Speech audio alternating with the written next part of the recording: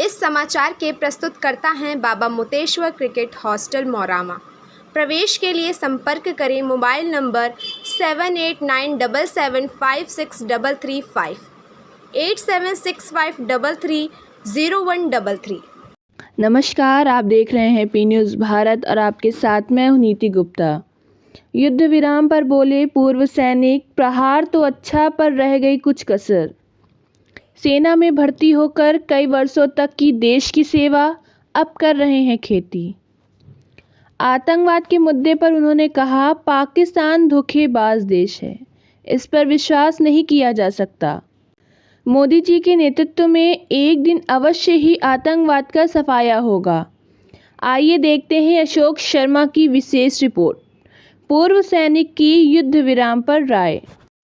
जनपद मुरादाबाद की तहसील बिलारी क्षेत्र के गांव पिपली चक निवासी जितेंद्र सिंह ने फौज में भर्ती होकर देश की सेवा की। अब सेवानिवृत्त हो गया हूं। उन्होंने बताया कि रिटायरमेंट के बाद भी मुझे कुछ वर्षों के लिए दोबारा बुलाया गया था। रिटायरमेंट के बाद परिवार के साथ रहकर खेती का कार्य देख रहा हूं। पूछने पर उन्होंने बताया कि आतंकवाद का मुद्दा देश में कोढ़ के समान है, इसका इलाज होना बहुत ज़रूरी है। उन्होंने बताया कि कश्मीर में 7 वर्षों तक मेरी पोस्टिंग रही है। प्रधानमंत्री मोदी जी के नेतृत्व में सैनिकों का उत्साह बढ़ा हुआ है। सैनिकों को काफ़ी सुविधाएं मिल रही हैं। कश्मीर में निर्दोष लोगों की हत्या के बाद देश में आक्रोश था। देश के प्रधानमंत्री मोदी ने सही समय पर ठीक निर्णय लिया। इससे आतंकवाद की कमर टूट गई, लेकिन मेरे हिसाब से अभी कसर रह गई है। रिटायर्ड फौजी ने कहा, पाकिस्तान सुधरने वाला नहीं है, यह धोखेबाज है।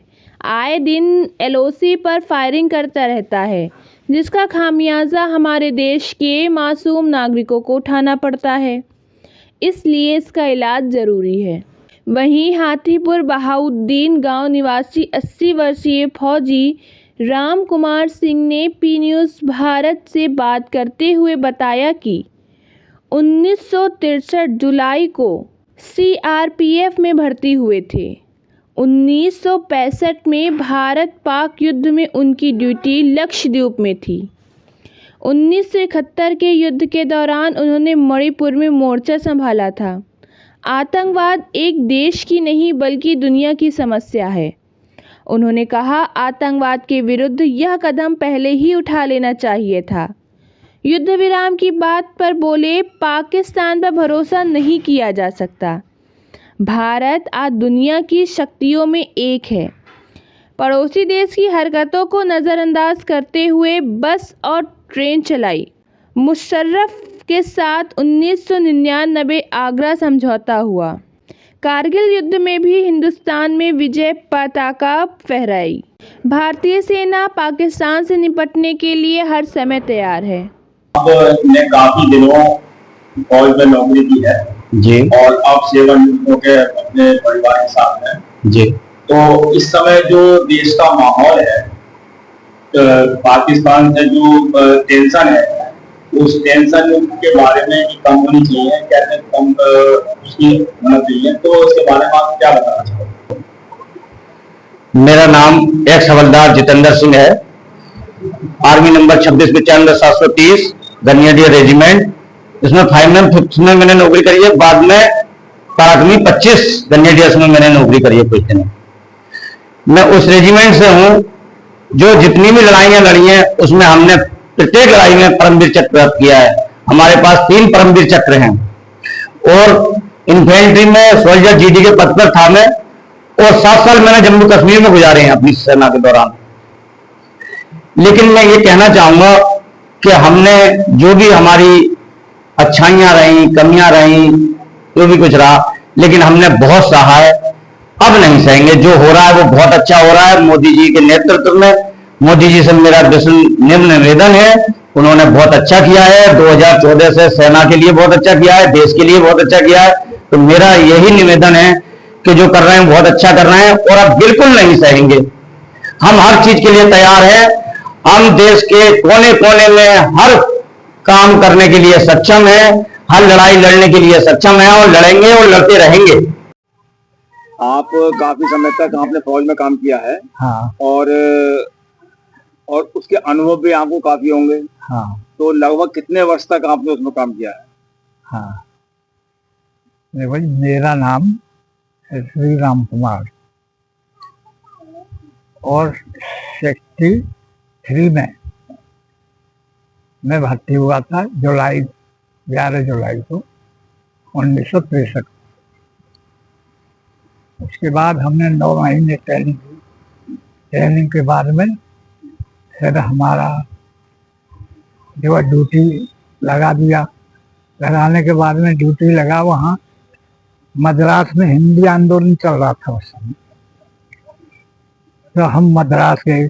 अच्छा, आपके सामने जो पाकिस्तान या हिंदुस्तान की कोई लड़ाई हुई जिसमें आप शामिल हुए हो? हाँ जी, 65 में हम शामिल थे। लक्षद्वीप में हमने पनडुब्बी को गिरफ्तार किया था पाकिस्तान की, और फिर वहां से 3 साल रहे वहां। 3 साल के बाद फिर वापस आ गए। उसके बाद तो फिर नागा मणिपुर में चले गए। अच्छा, उसके बाद कोई और लड़ाई में भाग लिया?